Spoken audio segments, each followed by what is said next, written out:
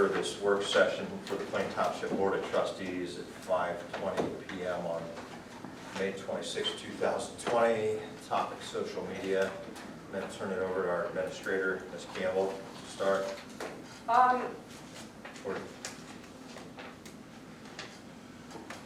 Or do you want me to take it away, or? Yeah, I guess, look, if you want to start, I'm not real sure where to start, and we'll go from there. Okay.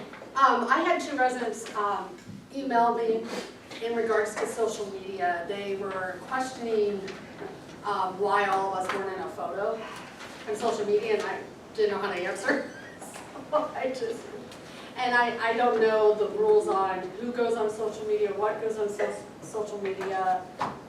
I know that the newsletter, as Lisa and I have discussed, it's very, general. We don't do any kind of promoting or any kind of, what we do as a group, I guess. Am I wording it correctly?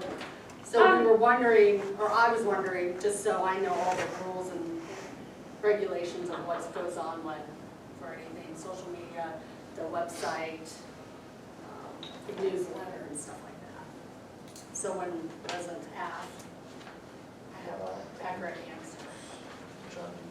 John, Oh, no, I'll go ahead and start.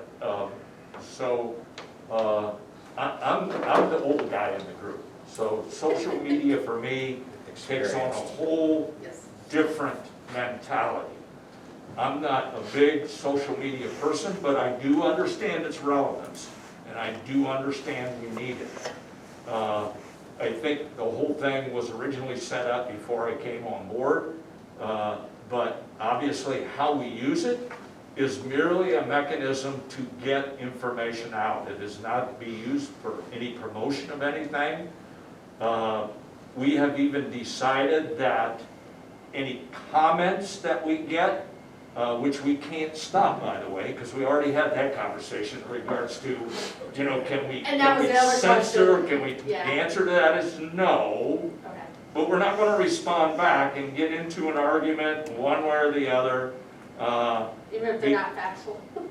well, at the end of the day, No, because it will turn out to be who is the knucklehead here, us or them. So it's one of those situations, at least from my perspective, all you have to do is follow any of those chains where people will get on, and even the repositories stop that back and forth.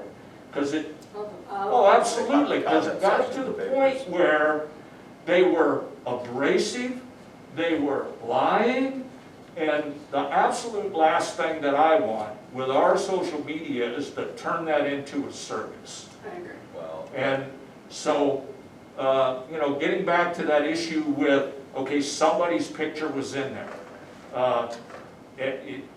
Yes, we have not used it for any type of individual purposes, but I think the timing with that was such that it was more coincidental than it was anything. And I told the two women I didn't have any idea what this was. I'm going to cut it short, cut it straight to the chase instead of dancing around stuff here. Steve DePietro bought the property on the corner of Market and 55th to turn it into a pizza oven. It's a new business. The township's stance historically has been any new business we are willing to promote out there. None of us, whether it's Lou, Al, John, Brooke, whoever, it's never been, well, hey, I'm visiting, almost heaven, I'm getting an ice cream cone today, or I'm going over to Speedway, or whatever. We've done stuff, whether it's been part of the board, all of the board, one of the board. What happened with Pizza Oven, I actually, of all things, just in regular communication with the business owners in the township, I had dropped Steve DePietro a message, said, hey, your property's looking good, we can't wait for it to open. Next thing you know, hey, it's actually opening today. He sent me that about a half hour before it opened. Well, guess what? I'm going to go down there first day, grand opening, and I can tell you, he's not a ribbon cutting type of guy. Yeah, because I think that's what they were asking about. I showed up down there and as clean as my diet was supposed to be, I ruined it that day with the pizza, but it's supporting local business and it's a And it's pizza. new one, so I mean, historically, whether it's been United Architectural Metals, it's been the venue, and not just the venue, but a number of the different businesses, because ironically, you will find out over time that some of these businesses have no desire whatsoever. Even in the discussions like with Roger Bueller over here, who's the owner of E&H Ace Hardware, they're considering it, but they're not sure. I think the last one we probably did, Tom, was it you and I over at the orthodontist there in Easton Plaza next to McDonald's? You know, that was one of those things, our fire department will go in, inspections, zoning will get a permit, but it's not, given we don't have our own direct chamber of commerce, and that was tried years ago, unsuccessfully. Oh, to have our own chamber? Yeah, unsuccessful. It's just not, so sometimes it's been the connections either within the chamber saying, hey, when Doug Lane was over at North Canton, hey, we're having a ribbon cutting, can you guys come out? And he'd typically reach out to me, and then I'd say, hey, if there was enough notice, pass it out. So, and that's what happened with the orthodontist. It's what happened with whatever the chocolate place is in the venue. Oh, Mally's. Yeah. Mally's. But So then, what should I tell these women? I never responded back, to just say that, you know, just I just said. tell them Trustee Hawes had a text message with the business owner, and the same day, the business owner goes, yeah, actually, we're opening, so, And they're not planning a ribbon cutting. yeah. I mean, I would, if I had to guess, in the time I've been here, the 11 years, I'm guessing maybe less than maybe three-quarter of a dozen ribbon cuttings.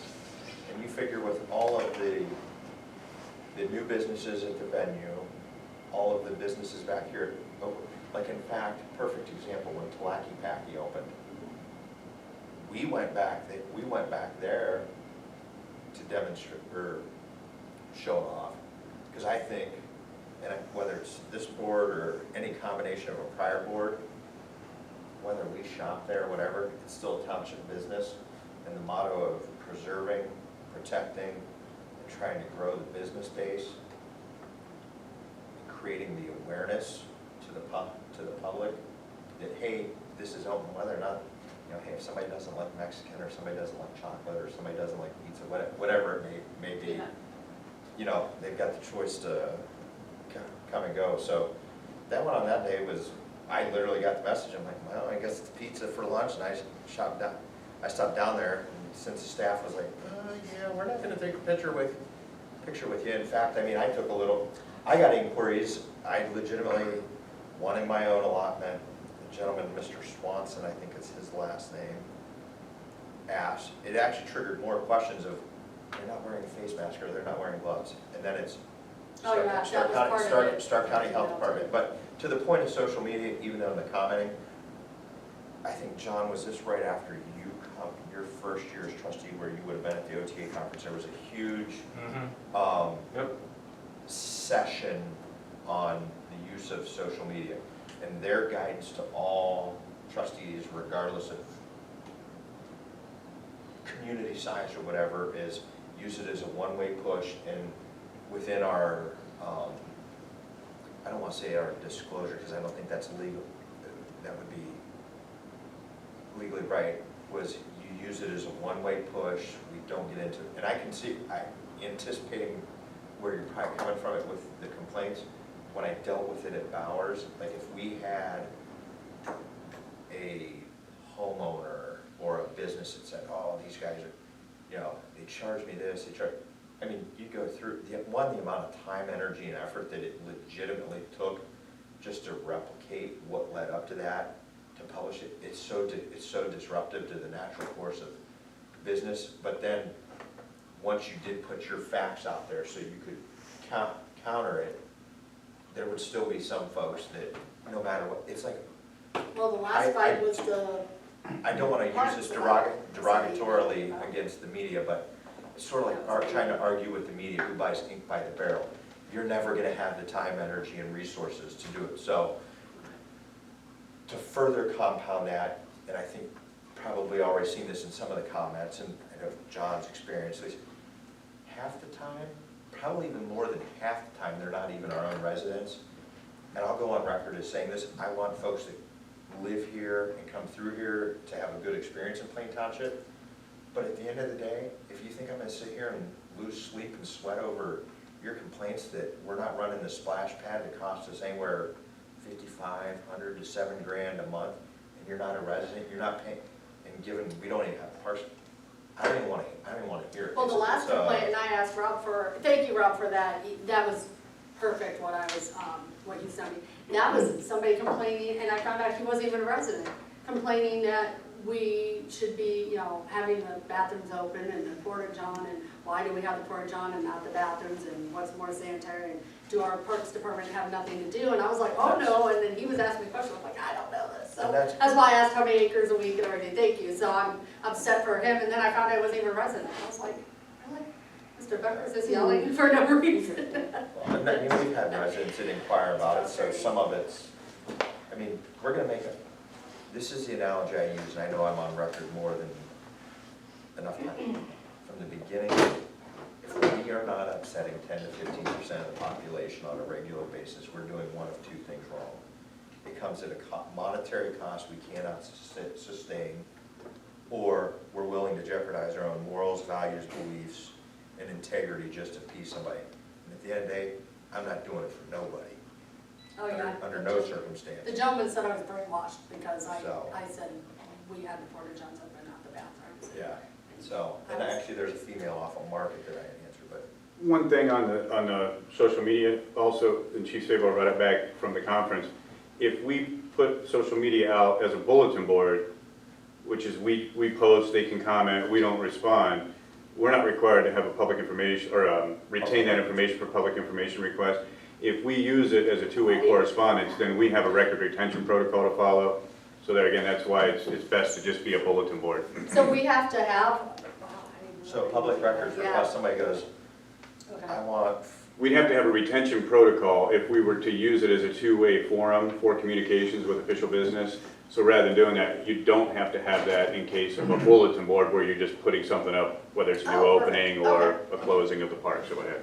The other question I had, and Lisa and I've kind of touched up on this, the newsletters, have we ever, I'm just pitching this idea, focus like on a business that people might not know that we have in the township, and maybe kind of give them like a little spotlight in the yes. newsletter to kind of keep. I would tell you on the new ones, here's what I'm using as the reference. I was just thinking like. So level set, you guys can correct me, United Architectural Metals, they put on a 50,000 square foot addition last year, or within the last 2 years, and it has a net, well, it's fully scaled, of 52 new jobs to the township. 40, I think, of the 52, part of them are transfers, and then there are net new jobs because of the backlog. So that's a business that made a multi-million-dollar investment in the township, bringing significant jobs.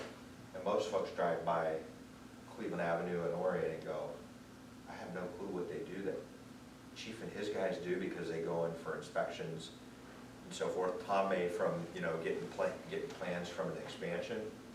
The average person driving by would have no clue. So that being said, on the economic development front, we would have done some type of feature or where a couple pictures, hey, here's the business, and then the sad part is we have, well, I shouldn't say, we do it to recognize the investment into the community, but also we don't have the luxury anymore of, unfortunately, the repository covers a lot of the mainstream stuff where it's sourced articles from other places, whereas when we used to have the, what was it, the plain, Plain News. Oh, we have. North Neighbor News. the North Neighbor News, it published weekly or bi-weekly, I think it was weekly.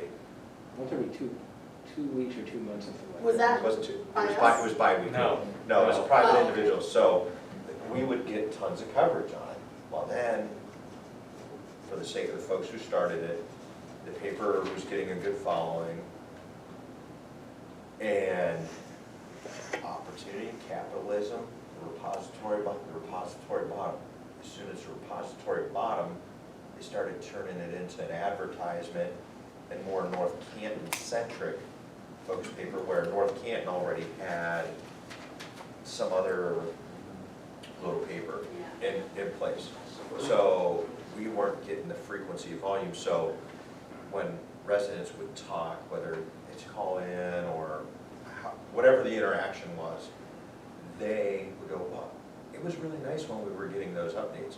Well, the only print version, unless we're gonna pay the repository, which I couldn't agree to in nature to do that to promote a business, and I don't think legally we'd probably be permitted to, still at least within our township newsletter. It'd be no different than if, let's say, Toys R Us up on Whipple, or the Kmart location over off of Harmont 62, something big happens there. Those are big prominent pieces of real estate in the township that we, that can translate into jobs and or some type of investment. Just because the square footage doesn't necessarily translate to jobs, but it typically translates into some type of investment and so forth. So can we, what I'm worried about is during the COVID, so many, like Levine just closed, a whole bunch of stores and filed bankruptcy, now they're, and I know that's not here, but I'm so worried about the smaller businesses, the mom and pop businesses that might close during the last, because of the last few months. Are we able on our social media website to do like just, hey, the hours operation for, I don't know, just a pizza place or Norma Jeans or, the English Garden or something small that people on the other side of township might not realize that we still have and that they're still open, to give them a little bit of recognition to keep our businesses open in the township to keep revenue. Well, I think, what we've done in the past to help with that from a very, very low cost perspective, so we're not accused of necessarily being selective. The criteria for it is just, hey, if it's new, it may be like the venue. You could argue that that was an existing structure, but it can become blighted, and there was nothing. All those businesses were new in there. So what we had done, because of the number of touch points, the number of households that the newsletter goes to, we can sell ads. We sell ad space, and it's not like you're paying in the, I think a small little ads, I think it's anywhere, 50 to 150 relatively bucks. inexpensive. Mm-hmm. And, it's only on a quarterly basis, so somebody like a Denise Evans has put ads in there. I know we've had, there's an investment advisor and an insurance person that we've had in there as well. So we have a program out there that's available to them. So outside of saying, hey, for X dollars, we put it in print, we could revise a policy and say it goes in print and online one time, but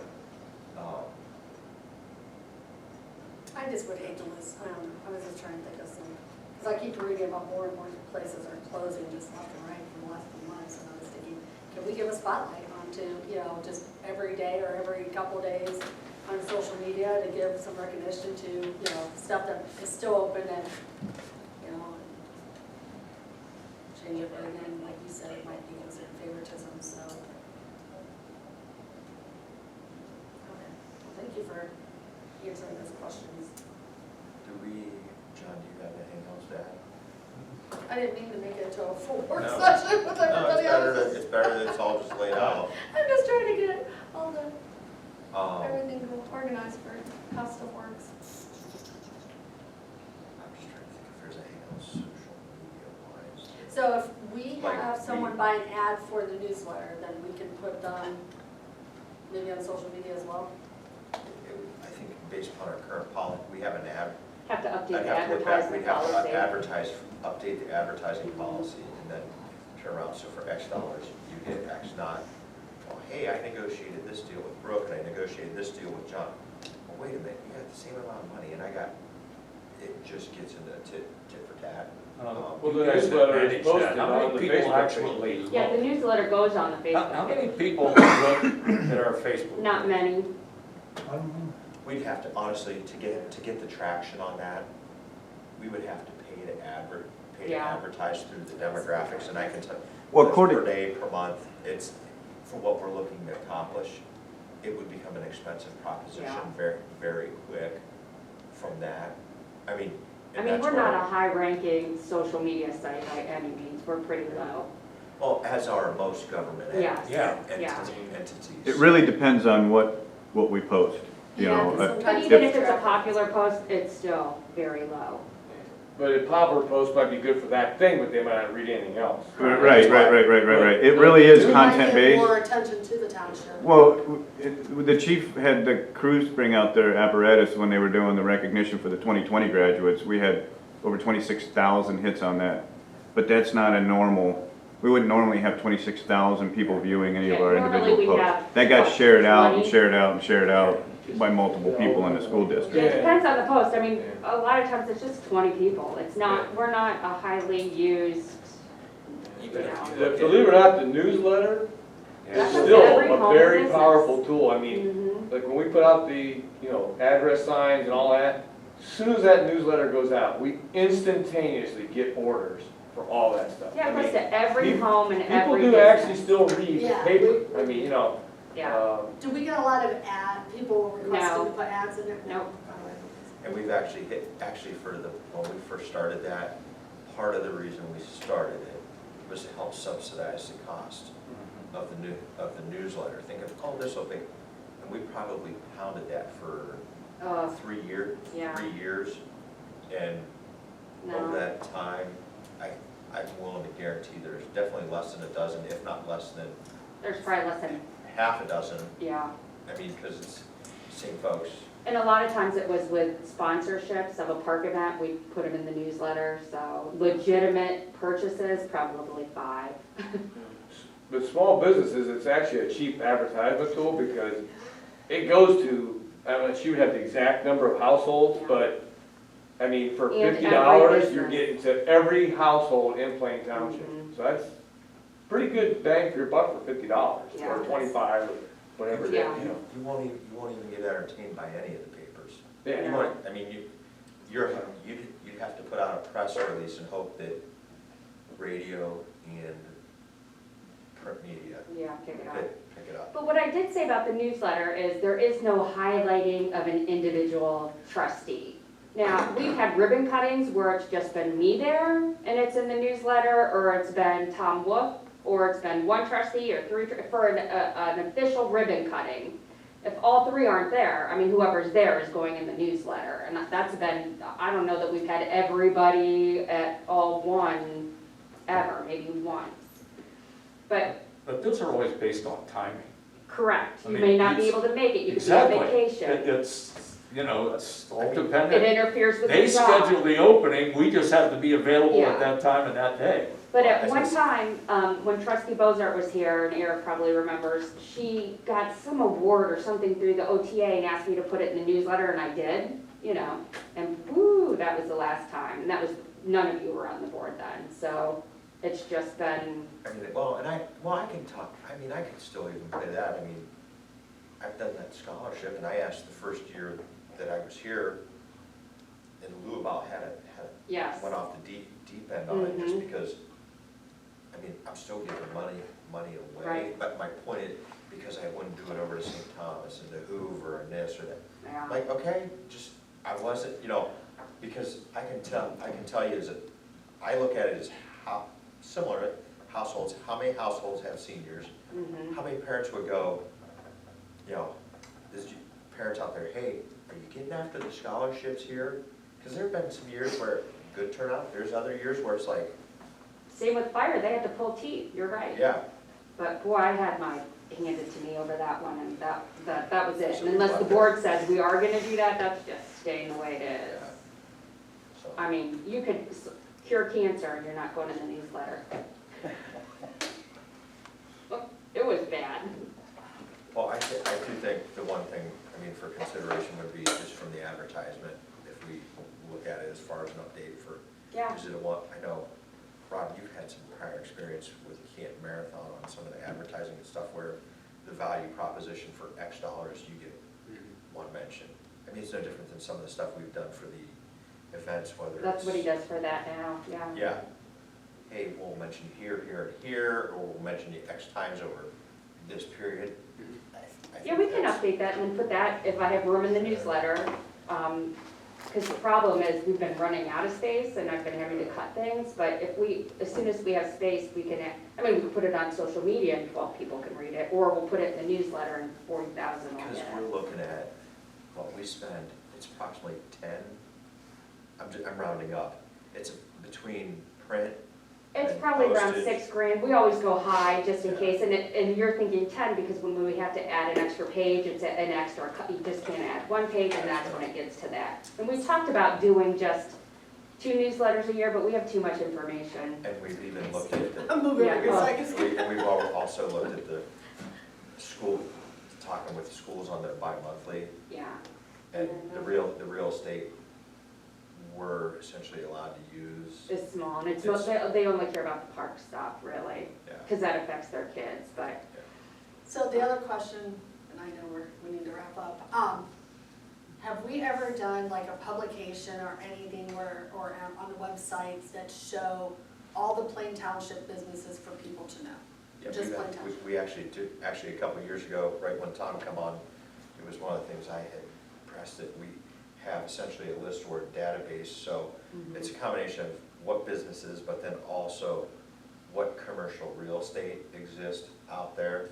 So if somebody's looking to Plain, what is it, we have it's a 2-page, or it's like a 2-sided document that talks about the low cost of living and no income taxes and the safety services and.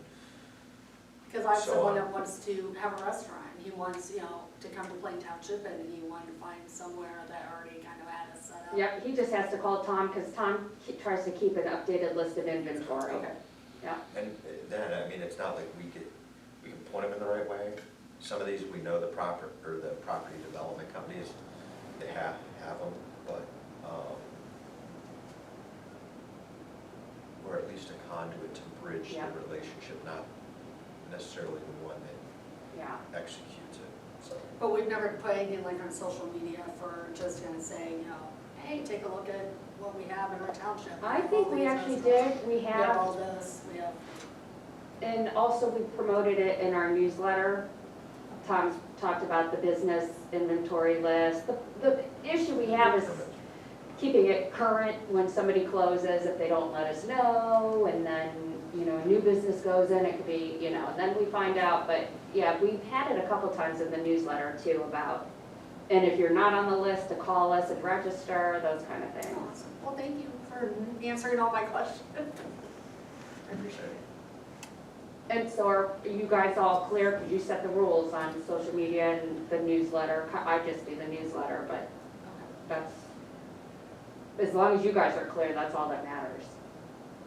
No, I got great background on all history and stuff, so I appreciate that. All Be right. able to- That, nothing else? That- Oh, I thought it was 5. Oh, Yeah, my, this says Keep 6 on the- here. Yeah, that's why I was like, computer- oh, no, we're. Computers are off. You have to get Tommy in here to reset the clocks here. Right. Sorry, I was rushing, I was like, oh, no. We'll close our work session at 5:49 PM. May I call to order this meeting of the Plain Township Board of Trustees for Tuesday, May 26th. If everybody will stand for the Pledge of Allegiance. I pledge allegiance to the flag of the United States of America and to the republic for which it stands, one nation, under God, indivisible, with liberty and justice for all. Before us, we have our agenda as presented. Are there any additions, deletions, or corrections by fellow board members or department heads at this time? Yes, Mr. Chairman, I have a addition to the road department. That will be the Fraser Red Coast easement.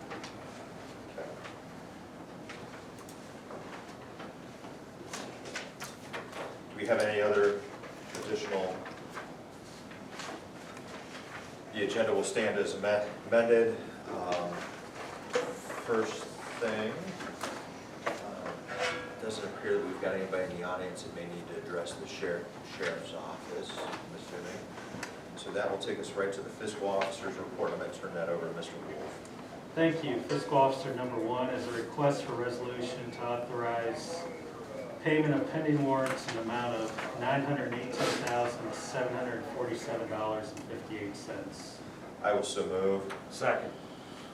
Discussion, just clarification, big expense areas, medical insurance transfer, typically we're around 200 to 300. Correct. So, Yeah. any further discussion? Roll call. Mr. Hawes? Yes. Mr. Sabo? Yes. Mrs. Harless? Yes. Fiscal Officer number 2 is a request for resolution to authorize payment of regular payroll in an amount not to exceed $250,000. So moved. Second. Discussion, roll call. Mr. Hawes? Yes. Mr. Sabo? Yes. Mrs. Harless? Yes. Fiscal Officer number 3 is a request for resolution to authorize payment for the following medical claims. I will move on fiscal officer number 3. I'll second. Discussion, roll call. Mr. Hawes? Yes. Mr. Sabo? Yes. Mrs. Harless? Yes. Fiscal Officer number 4 is the investment report. April's total interest, $12,169.52. Anybody's got questions, feel free to tell them after. Fiscal Officer number 5 is the bank reconciliation for April.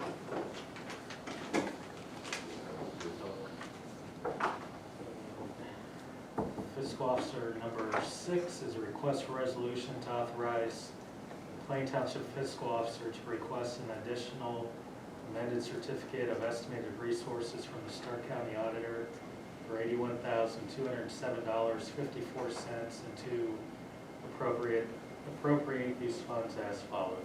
I will so move. Second. Discussion, roll call. Mr. Hawes? Yes. Mr. Sabo? Yes. Mrs. Harless? Yes. And that concludes Fiscal Officer report. Mr. Wolf, it's going to take us to the fire department. We'll turn that over to Chief Schallenberger. You know, just to come up here then, or? is that- Wherever you're You're comfortable. good there. Okay, thank you. Item number 1 is a resolution by Plain Township Board of Trustees to grant a request for tuition reimbursement for Cameron Martin not to exceed $1,000 to be taken from Fund 10A15. So moved. Second.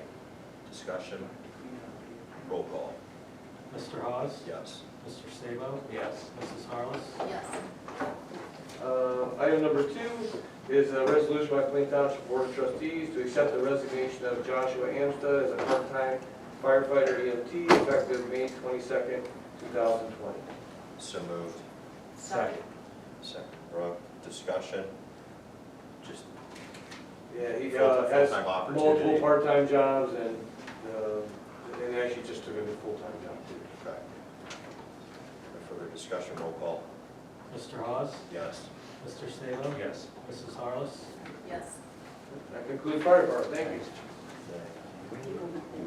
It's going to move to the road department, Mr. Iacino. Yes, Mr. Chairman, item number 1 is a resolution to adopt the attached FMCSA clearinghouse policy to reflect the federal regulations that became effective January 6, 2020. So moved. Second. Discussion, this has to do with motor carrier, CDL, database. It's another unfunded mandate by the federal government. Yeah, Drug and alcohol testing. I remember, we went to a class or something on this, and that's been a while ago. We talked about how that was, how you were gonna facilitate it, and so Right. now it's reality. Well, and if I can jump in, I've even had a conversation with Kirk Shuring about it, because for us in Plain Township, and I'm sure many other townships, we do the drug-free workplace. And then we do an FBI, BCI background check on every employee. So for us, this is redundant. However, he said since it's a federal issue, he doesn't think he'd be able to get anywhere. So it's a little frustrating because we're doing double the work. Employees have to get on, do double the work, and we have to pay to do a query on every employee pre-employment. Although it's not expensive, it is time consuming. and we're already doing it, so it's just frustrating, but it's something we have to do. By the end of this year, all employees that carry a CDL will have to sign up. Teresa Santoro is going to be our lead person on this. She understands it very well, and she's been in contact this whole time with Mike Esposito's law firm who wrote the policy. So the quarries were cheap. They were $1.25 a piece. And our newest employee actually went through the new quarry. So then the half quarries will be the rest of us going background checks, see if somebody got a DUI or whatever, and then report it to us. Then it'll come up at that time. Any further discussion? Roll call. Mr. Hawes? Yes. Mr. Sabo? Yes. Mrs. Harless? Yes. Item number 2 is just letting everybody know where we're at on our paving this year. As you see, we're about 33% done so far. And this is as of Friday. They have more that they're doing right now. They worked all day today. So we're right on track. Our numbers are below the estimate, so we're saving money there. They actually started doing some curb and gutter work today down here off of Songbird and Sugar Grove. So they're moving forward. Got a good piece. If the weather would stay great, we'd be in great shape. So this new building form that we are using for inspections is, we stepped up what we were using it for, and it's really coming in handy. So it was a great tool for our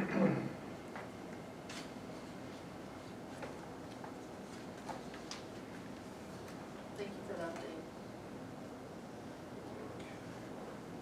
And item number 3 that we just added, I just want some reflection from the board. As you know, at the dead end of Fraser and Redcoats, we have an easement. And we had requests that some of the trees were dead and that we were be held responsible if they fell and hurt somebody or hurt somebody's property. I was able to talk to AEP, which does have a line there. At first, they were going to do a couple trees, and then the more discussion we had, the guy went door to door from AEP, and everybody signed off, and they took down approximately 23 trees. They took care of all the brush, and the picture that you see there is what's left. And then we got, this isn't the only request, Lisa got this one today, and I received a couple this morning. They want us to go in and landscape. I don't think any stump removal needs to be done. Then again, we might not have to even landscape it. It is our easement for the road on paper, so we're looking at probably $500 worth of material in landscape. So, it's up to the board. This way I have a uniform answer to give everybody that reached out. I can tell you, I told Paul earlier, I see no need, nor have no desire to perform that work. The fact that they've already signed off with the power company who cleared that, and it doesn't spell out any, I mean, it's a cost of home ownership at the end of the day, based upon each of their little stuff. They've got 50 to 75 bucks in seed and stuff. I can't see. And I did talk again with AEP today, and part of their signed agreement was not any landscaping or stump removal. So I mean, in that essence, they've acknowledged it. So this is who else can I get to pick up the bill so I don't have to? So I wouldn't be in favor of it. And Joe, how much did AEP save you for taking down those trees too? I'm going to guess over $30,000 at least. Those were big trees. Yeah. And at today's cost, I mean, John, you know, you grew up with your dad cutting trees, at least $30,000 by then. Yeah, we just It didn't put charge down us. 6 feet in our house, so I know. All we had to do was get rid of the big wood, and that's done, so.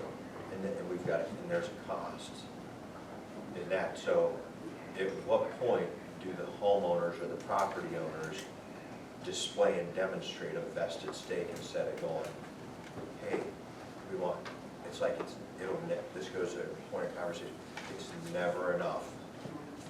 And 50/50 on some are North Canton residents and some are Plain Township Oh, residents. and I think that just further exacerbates The why. person that started this is a North Canton resident with us. We all- But strongly involved within Plain Township, right? Right. Yeah, no, thank you. That's just me as one, so it's, The original complaint was take the trees down. Right. We took care of the problem. All right. Okay, thank you. that concludes road, takes us to the zoning department. Turn it over to Mr. Farrar. Thank you, sir. Item number 1 is a resolution to declare items A through M as nuisance abatement. I'll move on zoning 1A through M. Second. Discussion just on a little more curiosity. On like 1I, I was looking through the notes on that. That's off of McDowell and all that stuff. That stuff has been there forever and a day. I mean, that's no exaggeration, so no offense. The explanation we've got here from the resident, I think is bogus at best.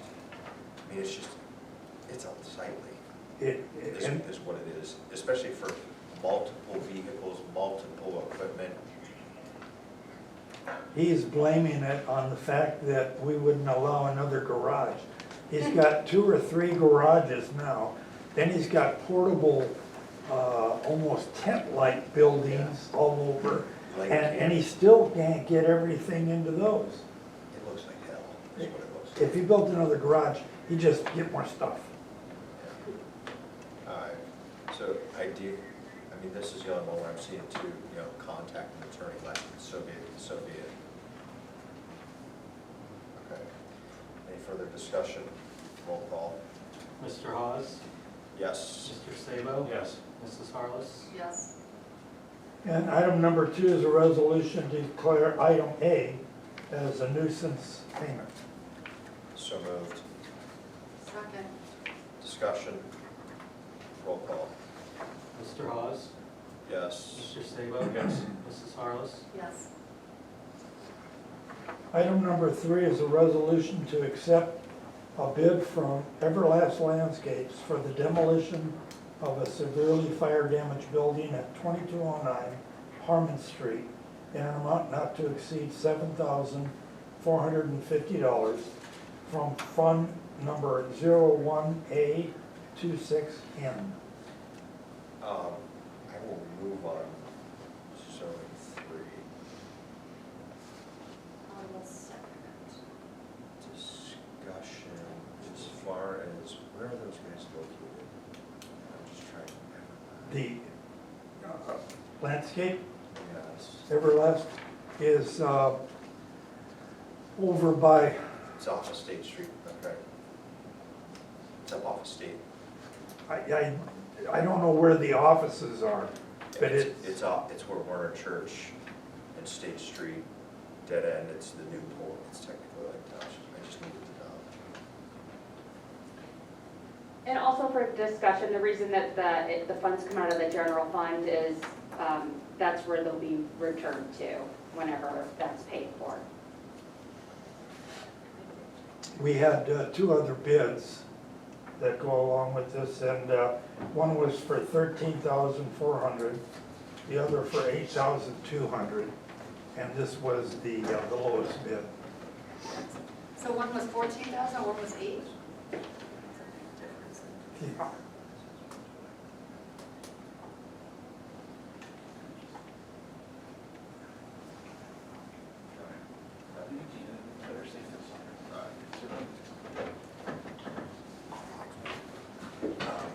Is there any further discussion?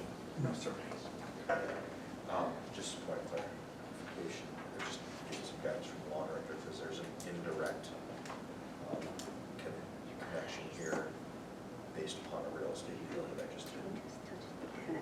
So, even though I don't personally know them, the fact that I was just asking about recusal. 'Cause I don't think So would his motion then be okay? Oh, my motion, but I Yeah, couldn't, okay. I could not approve. Yeah, right, Got it. So, He can make the motion. Yes. okay, no further discussion, roll call, Mr. Sabo? Yes. Mr. Hawes? abstain. Mrs. Harless? Yes. And that'll be all for zoning. Takes us to Parks Department, Mr. Steinberg. Thank you, just an update from last week. We did get some feedback in return. Signs have been ordered, and we'll be opening June 1 with the ball fields. I took calls most of the day today. We are in pretty good shape for the reopen. Just a follow up from last week, that's all I have. If you have questions, I can answer. Nothing else, Parks, nothing for the law director, it takes us to communications, and I will read those. Our communication number one, thank you for the yard waste facility. It's a message from John Jankin. Got our card and used the facility on Monday. 930 gallon barrels was so easy, well worth the $25. Thanks, John Jankin, Joyce Kastner. Moving on, the second communication, I forwarded in regards to Stark County Township Association and so forth. Our friends over in Nimish Township, the Barley's Event Center, are doing the Ohio Flags of Honor Memorial, August 21st through the 23rd. It's the old Grange location right off of Easton, so it's a pretty neat experience, and just sharing that. Moving on to communications number 3, it's a thank you to our zoning administrative professional, Megan Barnwell, from Tom and Kathy Viscal, 1012 40th Street Northeast, Canton, Ohio. Megan, thank you so much for guiding us through our application process for the zoning permit. We appreciate you, Tom and Kathy Viscal. So, it's not often that you even get something like that, so she's clearly very much a... Not in zoning. She's done a wonderful job.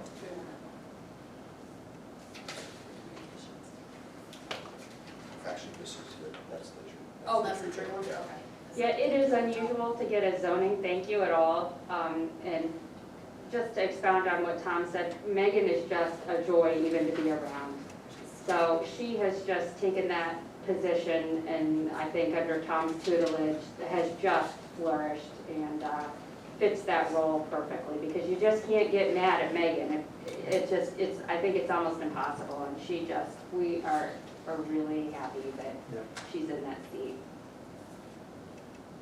Okay. That wraps communications, brings us to the portion of the meeting, public speaks. Is there anybody in the audience that wishes to address the board? Seeing none, takes us to concerns of trustees. Do you have anything? Okay, concerns of the fiscal officer. No concerns. It's going to take us to the approval of the minutes for May 12th, 2020, and I will so move. Second. Discussion, roll call. Mr. Sabo? Yes. Mr. Hawes? Yes. Mrs. Harless? Yes. Then I will move to the approval of the special meeting minutes for May 19th, 2020. So moved. Second, discussion. Roll call. Mr. Sabo? Yes. Mr. Hawes? Yes. Mrs. Harless? Yes. Okay, we do have a need for executive session. I'll make a motion to hereby resolve that the Township Board of Trustees, Stark County, Ohio, to adjourn to executive session at 6:19 p.m. from this regular meeting as authorized under Ohio Revised Code 121.22G for the purpose of consideration of 1F and 1. Second. Discussion. Roll call. Mr. Hawes? Yes. Mr. Sabo? Yes. Mrs. Harless? Yes. Make a motion to return from executive session at 7:44 p.m. I'll second. Discussion. Roll call. Mr. Hawes? Yes. Mr. Sabo? Yes. Mrs. Harless? Yes. Do have one motion from executive session. I'll make the motion, be it hereby resolved by the Plain Township Board of Trustees, Stark County, Ohio, to provide and ensure a commitment to maintaining a workplace that is free from the threat of hostility, harassment, threatening, or abusive interactions, including direct or indirect threats, and shall provide a work environment that is free from discrimination or harassment according to the Plain Township Handbook and in accordance with state and federal laws. At all times, the Plain Township Board of Trustees will hold their conduct to the higher standards, especially in regards to the policy on discrimination, harassment, and hostile work environment. I think I need to sign it. As soon as he signs that, I'll second it. I'll second it. Okay, Discussion, roll call. Mr. Sabo? Yes. Mr. Hawes? Yes. Mrs. Harless? Yes.